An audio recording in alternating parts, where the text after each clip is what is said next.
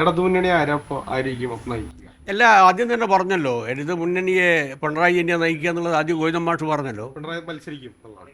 അത് ആദ്യം പറഞ്ഞില്ലേ, ഇടത് മുന്നണിയെ നയിക്കുന്നത് പിണറായി ആയിരിക്കുമെന്ന് ഗോവിന്ദൻ മാഷ് പ്രഖ്യാപിച്ചതാണ്. പിന്നെ മുഖ്യമന്ത്രി ആരാകണം എന്താകണം എന്നുള്ള തെരഞ്ഞെടുപ്പിന് ശേഷമാണ്.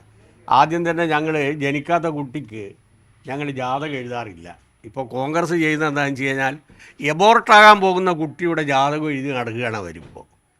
ഇപ്പം തന്നെ മുഖ്യമന്ത്രി ആരാണ്, പേഴ്സണൽ സ്റ്റാഫിലാര് വേണം, എൻ്റെ ഓഫീസിലാര് വേണം, പോലീസിലാര് വേണം, എന്നെ സഹായിക്കുന്ന ഉദ്യോഗസ്ഥന്മാരായിരിക്കണം എന്നൊക്കെ ഇപ്പം ചർച്ച നടത്തിക്കൊണ്ടിരിക്കുകയാണ്. BJP അതേപോലെ തന്നെയാണ് ചെയ്യുന്നത്.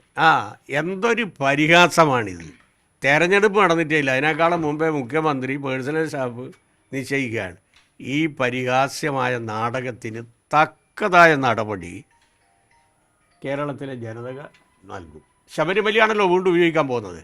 ആദ്യം പറയേണ്ടത്, ആദ്യം പോറ്റി കയറിയത് എവിടെയാണ് കയറിയത്? സോണിയാഗാന്ധി. അപ്പോൾ പോറ്റിയെ കയറ്റിയത് എന്തിനാണ്? സോണിയാഗാന്ധി ആദ്യം പറയട്ടെ. ആദ്യം കോൺഗ്രസിൻ്റെ നേതാക്കന്മാർ പറഞ്ഞത് ഞങ്ങളുടെ സഹായത്തോട് കൂടിയിട്ടാണ് സോണിയാഗാന്ധിയെ കാണാൻ പോയെന്നാണ്.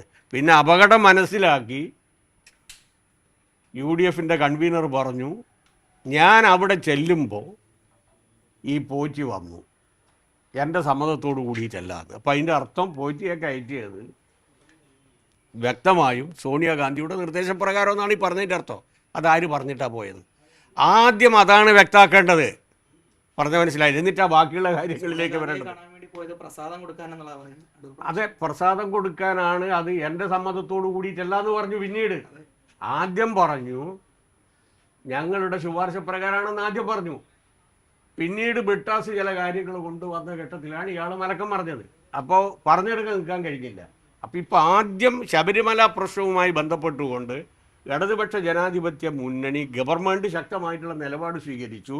ഉപ്പ് തിന്നവൻ വെള്ളം കുടിക്കട്ടെ എന്നുള്ളത് കൊണ്ട് തന്നെ അതുമായി ബന്ധപ്പെട്ടുകൊണ്ടുള്ള അന്വേഷണത്തിൻ്റെ ഭാഗമായി പ്രതികൾ ഇപ്പം ജയിലിലാണ്.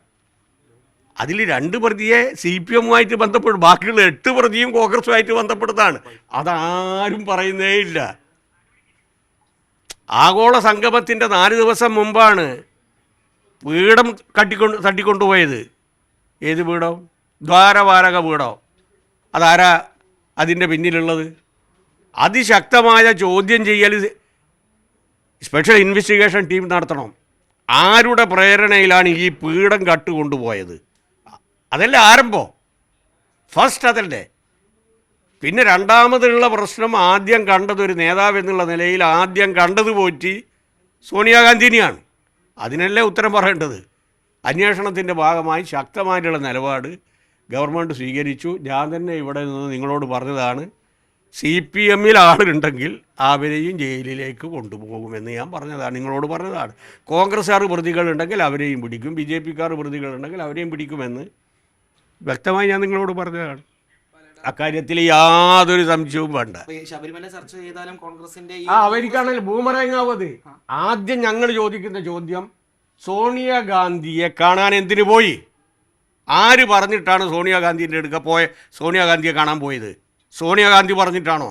അല്ല മറ്റാരെങ്കിലും പറഞ്ഞാണോ? അത് ആദ്യം പറയണം. പീഠം ആരാണ് കട്ടത്?